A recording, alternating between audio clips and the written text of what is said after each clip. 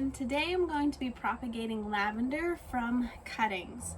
Now, as I showed you in the beginning of the video, I went out to my flower bed and I have quite a number of lavender plants around the outside ring of one of my circle flower beds.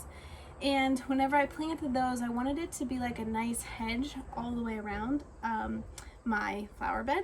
And it has not quite filled in. I'm not really sure what happened to the spacing. Some are farther apart than others, and it's just kind of wild. So I want to fill in with some more plants in some of the spaces where it could use one. And so I'm going to try to propagate my own lavender with the cuttings off of those plants. Now, this lavender is a Munstead lavender. That's the type that it is, and I actually grew this lavender from seed 3 seasons ago. So this is its 3rd season in the ground, and it has been doing great. Especially this year, it has loved the hot, dry weather that we've been having so far. So whenever I was going to cut my stems for propagation, what I looked for was a nice healthy stem. Okay, you obviously want to pick something that looks like it's not going to die soon. You want to pick something that looks nice and sturdy and strong, and so I tried to pick ones with like nice sturdy strong stems on them and look for something that looked really healthy. Now I wanted to show you one of these and show you what we're going to do with something like this. So this one that I picked here has some branches coming off of it. This one was a flower stem. This one, it's just branching off. And I am going to go ahead and cut those off because I want this stem here, this single stem, to work on producing roots. So this is actually a really simple process. All we're going to do is take the stems off the bottom, or the leaves, I'm sorry, the leaves off the bottom of the stem. Let me get a pot ready here. Okay, so there we have our pot ready, and I'm just going to put a little hole with my finger right in the center of that pot. Okay, now this here is rooting hormone. Let me show you what I have there.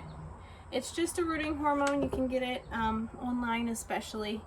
And what we're going to do is we're going to dip this stem right into the rooting hormone, right like that, and put him down into the pot, just like that. And I'm going to pack him in nice and tight so he's nice and firm.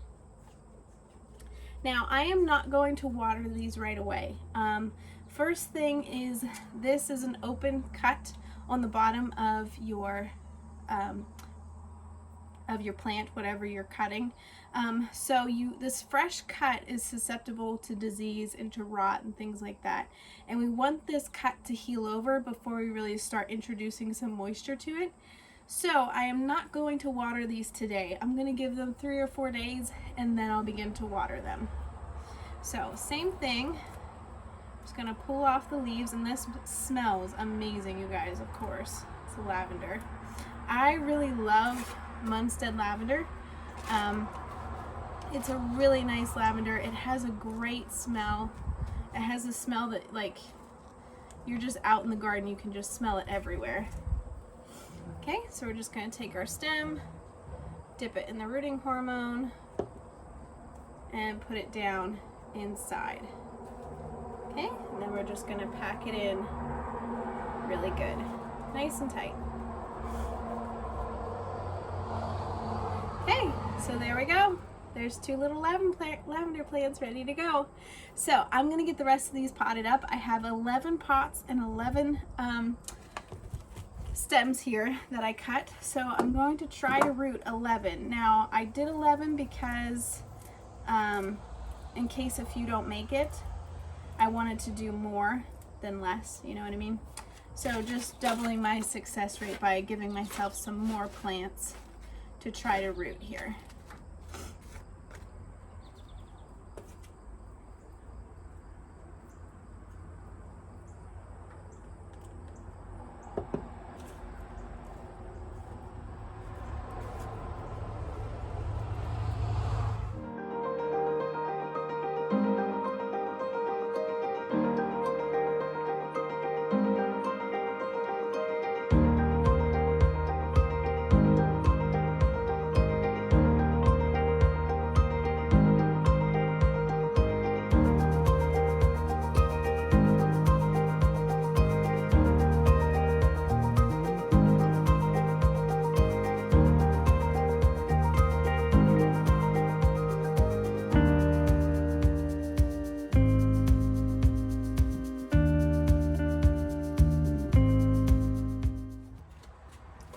now that our lavender is all potted up, like I said, I'm going to let these alone for the next couple of days. I'm not going to water them.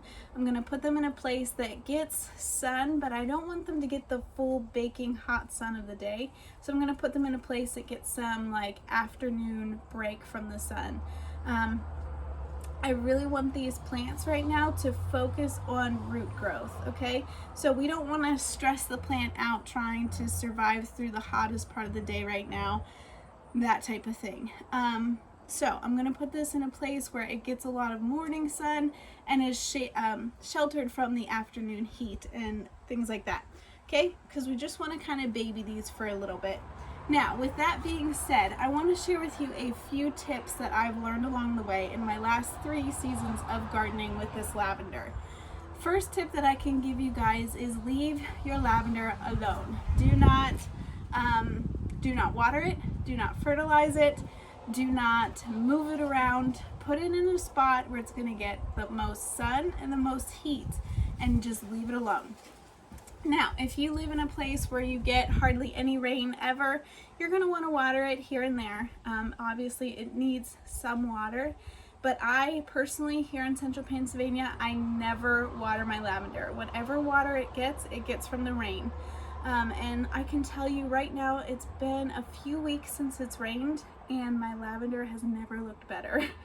It is loving it. So, don't bother it, don't water it, don't fertilize it, just leave it alone. The second thing that I'd like to share with you guys is your lavender will actually bloom twice for you. It'll put on its first flush of blooms, and at that point, when they start to fade, or if you want to harvest them for something, for a project or whatever, you want to come in and cut the plant back after its first set of blooms, okay? So when the blooms start to fade, or if you want to use them, you want to come in and cut the plant by about half. And you want to kind of, personally, I like to make mine kind of like a little dome shape, a little half circle, so that it makes the plant nice and tight and tidies it up and keeps it really nice looking. Then it will bloom a second time for you later in the season. So right now it's the beginning of August, and my plants are just now putting on their second flush of blooms for the year. The third tip I can give you guys is you want to come in either late fall or early spring, depending on when you get to it. If you do it in late fall, make sure that you mulch up the crown of the plant with some mulch or some leaves or something like that. And if you do it in spring, you cut it back in spring, you don't need to mulch it up. But in late fall, early spring, you want to come and cut your lavender down almost to flush with the ground, if not flush. What this does is it keeps your lavender fresh every year. If you allow your lavender to just continue to grow and you don't cut it down at the base, it'll start to get like these hard woody stems, and it starts to kind of get unruly and go all over the place. You guys know what I'm talking about. But if you guys cut it back every year, either late fall or early spring, your plant will flush new foliage from the ground fresh every year, and it keeps your plant looking really, really nice. So those are my 3 tips for lavender. So now I'm going to take these plants, I'm going to put them in a nice place where they'll get some afternoon shade and a reprieve from the afternoon sun, and I'm going to leave them alone for a couple days, and then I'll start watering them. I'll probably give them a little bit of water, maybe once a week, maybe twice a week. We'll have to see how it goes, but you definitely don't want to overwater these guys. Like I said, they like it dry, and even though these are cuttings and we do need to water them, we don't want to overwater them at this point, okay? So if you guys don't follow me on Facebook and Instagram, you should, at The Mythical Mom. I like to post updates on the stories and then posts and things like that all the time. In fact, yesterday I just uploaded a story about how the lettuce and the zucchini and the eggplant is doing, and how that experiment went. So if you guys would like to know more about how these things turn out, I would suggest you follow me on there. Alright guys, we'll see you in the next video.